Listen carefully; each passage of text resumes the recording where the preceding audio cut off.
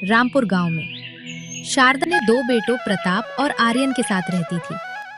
शारदा अक्सर बीमार रहती थी और एक दिन बीमारी की वजह से वो चल बसी। माँ के जाने के बाद दो भाइयों के पास सिर्फ विरासत रह गई। बहुत हो गया आर्यन, अब तू निकल जा मेरे घर से। कितने दिन से तेरे परिवार का बोझ मैं उठा रहा हूँ। हम दोनों ने माँ बाप की सेवा की थी, उनकी मौत के बाद क्या यही बचा था हमारे बीच? देवर जी, हमने इस घर की जिम्मेदारियां निभाई हैं। हर कोने में हमारे पसीने की बूंदें हैं।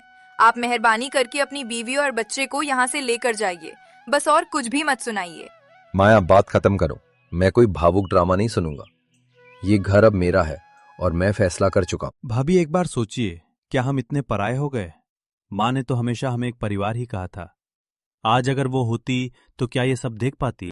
माया मुंह फेर लेती है। तभी गांव के बुजुर्ग सोम काका पास आते हैं। अरे प्रताप बेटा, ये क्या कर रहा है? ये तेरा अपना खून है, भाई है। तेरी माँ की चिता की आग अभी ठंडी नहीं हुई और तू इसे घर से निकाल रहा है। प्रताप, सोम काका, आप अपने काम से काम रखिए। किसी के परिवार के मामले में टांग मत अड़ाइए। फिर आर्यन बिना कुछ कहे अपनी पत्नी अंजलि और बेटे आयु के साथ गांव के बाहर नदी किनारे आ जाता है। सुनो, क्यों ना हम यहीं किसी कोने में एक छोटा सा घर बना लें। जैसी जिंदगी है वैसा ही घर भी ठीक रहेगा। क्या कहते हो आप? ठीक कहती हो अंजलि, अब हमें किसी से कुछ नहीं मांगना। चलो, एक बांस की छांव में ही सही हम अपना घर खुद बनाएंगे। लेकिन सुनो, झोपड़ी पूरी करने के लिए लकड़ी चाहिए और लकड़ी काटने के लिए कुल्हाड़ी। हमारे पास तो वो भी नहीं है। तो क्या करे आर्यन, रात भर ऐसे ही बैठे रहेंगे क्या? नहीं, मैं गांव जाकर कोशिश करता हूँ। शायद कोई कुल्हाड़ी दे दे और बच्चों के लिए 2 रोटियां भी। पापा, बहुत भूख लगी है। अंजलि, थोड़ी देर और बेटा, पापा जरूर कुछ लेकर लौटेगा। तुम्हारा पेट भी भरेगा और हमारा घर भी बनेगा। आर्यन गांव की तरफ जाता है और एक लकड़हारे रतन से, जो लकड़ी काट रहा होता है, कहता है, भाई, क्या ये कुल्हाड़ी मुझे कुछ देर के लिए दे सकते हो? मुझे अपने लिए छोटा सा घर बनाना है। घर? तू तो गांव से बाहर का लगता है, क्या करेगा घर बनाकर? मेरे भाई ने जमीन हथिया ली। माँ बाप की मौत के बाद हमें घर से निकाल दिया। अब बीवी बच्चों को लेकर नदी किनारे बस गए हैं। छाया तो चाहिए ना, कम से कम बरसात से सिर ढकने को। आजकल यही देखा जाता है भाई, खून से नहीं जमीन से रिश्ता होता है। ले भाई, ये कुल्हाड़ी भी रख और ये रोटी भी।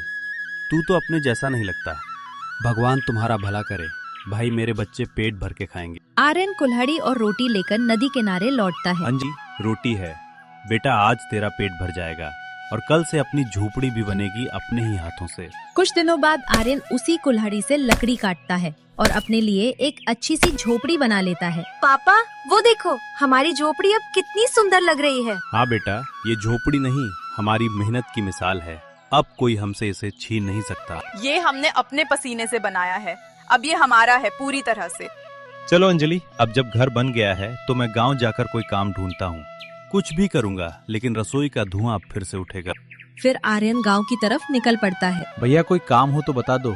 मेरी बीवी और बच्चे कई दिनों से भूखे हैं। घर में चूल्हा तक नहीं जला। मैं मजदूरी कर लूंगा, खेत में काम भी कर लूंगा, बस कुछ मिल जाए। अरे आर्यन, अभी तो सीजन भी नहीं है, काम कहाँ से दूं?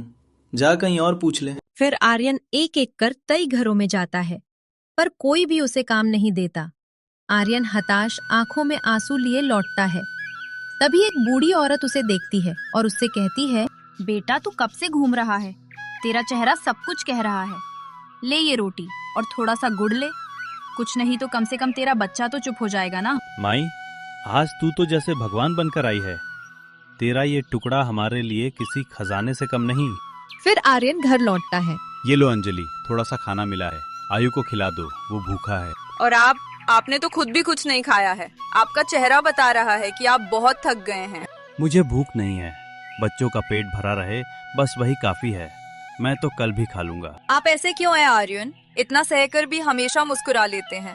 काश दुनिया में आप जैसा दिल सबको मिलता। आर्यन चुपचाप पानी पीता है और सिर झुकाकर झोपड़ी के कोने में जाकर बैठ जाता है। क्या इतनी बेबस हो गई है मेरी किस्मत? हर दरवाजे पर दस्तक दी। पता नहीं कब हमारे दिन बदलेंगे, कब आयु बिना भूखे पेट सोएगा, कब अंजलि की आंखों में सुकून लौटेगा। तभी उसकी नजर कोने में रखी कुल्हाड़ी पर जाती है। ये कुल्हाड़ी शायद यही आखिरी रास्ता है। अगर कोई काम नहीं देगा तो अब खुद अपना काम करूंगा। कहाँ जा रहे हो आर्यन? अभी अभी तो लौटे हो, कुछ खा लो पहले फिर चले जाना। अंजलि, जब तक आयु की थाली में भरपेट खाना न हो मैं कुछ भी नहीं खा सकता। आज जंगल से लकड़ी काट कर लाऊंगा, बेचूंगा और राशन लेकर लौटूंगा। जंगल में लगातार पसीना बहा रहा था और फिर जो लकड़ियां काटता है उसे लेकर बाजार चला जाता है। लकड़ियां ले लो, लकड़ियां सूखी हैं, एकदम सस्ती हैं, ले लो भाई ले लो। लकड़ी हाथ में लेकर देखता है, सूखी तो है पर बहुत पतली है, 10 रुपए दूंगा। भैया मेहनत बहुत लगती है, थोड़ा और बढ़ा लो, 15 रुपए का एक गट्ठा है, ना हो तो दो, वरना और बहुत लोग बैठे हैं। आर्यन मजबूरी में उस लकड़ी को 10 रुपए में बेच देता है। फिर धीरे धीरे उसकी सारी लकड़ियां बिक जाती हैं। चलो कम है पर मेहनत से आया है। अब राशन लेकर घर जाता हूँ। आयु के लिए आज पेट भर खाना होगा।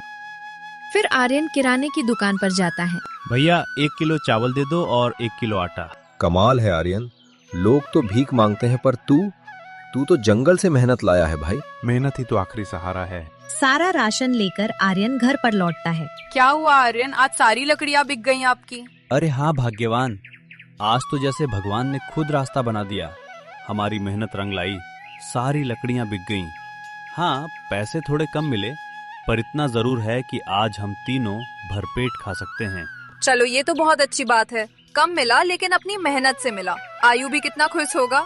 आइए आप बैठिए, मैं आप दोनों के लिए खाना बना कर लाती हूँ, बैठिए। ठीक है अंजलि, आज जो थकान है ना वो भी सुकून जैसी लग रही है। अंजलि मुस्कुराते हुए अंदर जाती है। आर्यन बाहर बैठा आयु को देखकर हल्की सी मुस्कान देता है। कुछ ही देर में अंजलि थाली में खाना परोसकर बाहर लाती है। तभी झोपड़ी के सामने तपस्वी बाबा आकर खड़े हो जाते हैं। बेटा, 2 दिन से अन्न नहीं खाया, अगर कुछ अन्न हो तो प्रभु के नाम पर दे दो। आर्यन और अंजलि एक दूसरे की ओर देखते हैं। स्वामी जी, हम खुद भी 2 दिन बाद खाने बैठे हैं, पर शायद इसी में भगवान की परीक्षा हो। अंजलि आधी रोटी और थोड़ा सा चावल लेकर बाहर आती है और उन्हें तपस्वी बाबा को दे। आप खाइए बाबा, पेट भर लीजिए। हमारे लिए तो हर दिन की भूख है, पर शायद आज आपकी जरूरी है। बेटा, तेरी सेवा और मेहनत का फल तुझे जरूर मिलेगा। आज जो तूने मुझे दिया है वो कल तुझे बहुत कुछ लौटा कर देगा। मेरा आशीर्वाद है, एक दिन यही झोपड़ी तेरी सबसे बड़ी ताकत बनेगी। तपस्वी बाबा रात को वहीं रुकते हैं और सुबह चले जाते हैं। कुछ दिन बाद जंगल में आर्यन कुल्हाड़ी लेकर लकड़ी काट रहा होता है। तभी उसकी नजर एक लाल रंग के पत्थर पर पड़ती है। अरे ये क्या है जो इतनी तेजी से चमक रहा है? हे भगवान, ये तो कोई साधारण पत्थर नहीं लगता। नीले कमल जैसा रंग, एक अजीब सी रोशनी। ऐसे पत्थर तो कभी कभार ही मिलते हैं। प्रताप थका हारा घर पहुंचता है। क्या हुआ, इतनी देर कहाँ थे? और ये चेहरा क्यों सूजा है आपका? अरे ये कोई साधारण पत्थर नहीं है आर्यन, इसमें तो कोई ऊर्जा सी महसूस हो रही है। लेकिन ये तुम्हें मिला कहाँ था? जंगल में जैसे ही कुल्हाड़ी जमीन पर लगी वो उछल उछल कर बाहर आ गया। मैंने सोचा इसे संभाल कर रखता हूँ, शायद किसी दिन जरूरत पड़े। तुमने बहुत ठीक किया आर्यन, भगवान ने खुद तुम्हारे हाथों इसे बाहर निकलवाया है। ये कोई साधारण चीज नहीं लगता है हमारी जिंदगी बदलने वाली है। सीख, मेहनत, धैर्य और सच्चाई से ही सफलता मिलती है।